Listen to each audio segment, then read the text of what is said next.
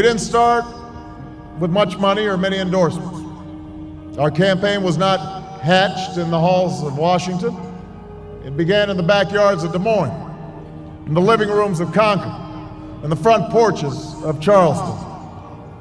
It was built by working men and women who dug into what little savings they had to give $5 and $10 and $20 to the cause.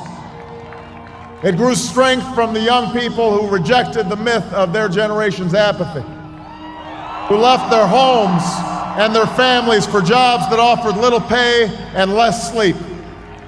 It drew strength from the not-so-young people who braved the bitter cold and scorching heat to knock on doors of perfect strangers, and from the millions of Americans who volunteered and organized and proved that more than 2 centuries later, a government of the people, by the people, and for the people has not perished from the earth. This is your victory.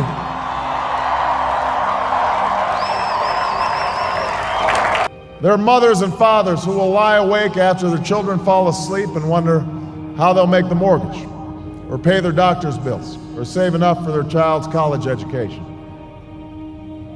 There's new energy to harness, new jobs to be created, new schools to build, and threats to meet, alliances to repair. The road ahead will be long. Our climb will be steep. We may not get there in 1 year or even in 1 term, but America, I have never been more hopeful than I am tonight that we will get there. I promise you, we as a people will get there.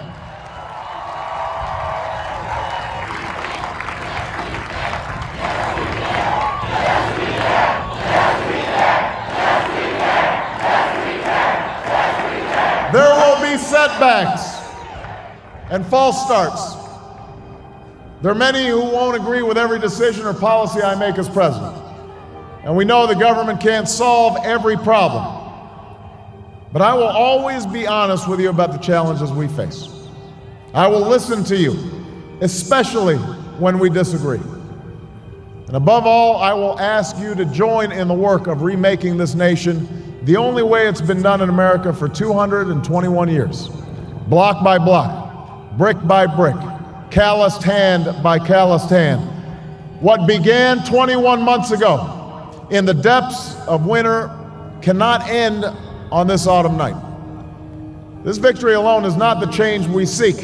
It is only the chance for us to make that change.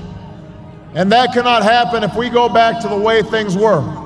It can't happen without you, without a new spirit of service, a new spirit of sacrifice. So let us summon a new spirit of patriotism, of responsibility, where each of us resolves to pitch in and work harder and look after not only ourselves but each other. Let us remember that if this financial crisis taught us anything, it's that we cannot have a thriving Wall Street while Main Street suffers. In this country, we rise or fall as one nation, as one people. Let's resist the temptation to fall back on the same partisanship and pettiness and immaturity that has poisoned our politics for so long. Let's remember that it was a man from this state who first carried the banner of the Republican Party to the White House, a party founded on the values of self-reliance and individual liberty and national unity. Those are values that we all share. And while the Democratic Party has won a great victory tonight, we do so with a measure of humility and determination to heal the divides that have held back our progress.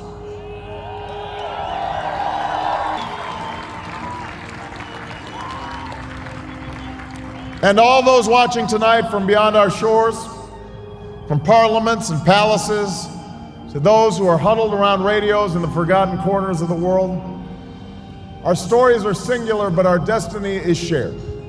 And a new dawn of American leadership is at hand. God bless you, and may God bless the United States of America.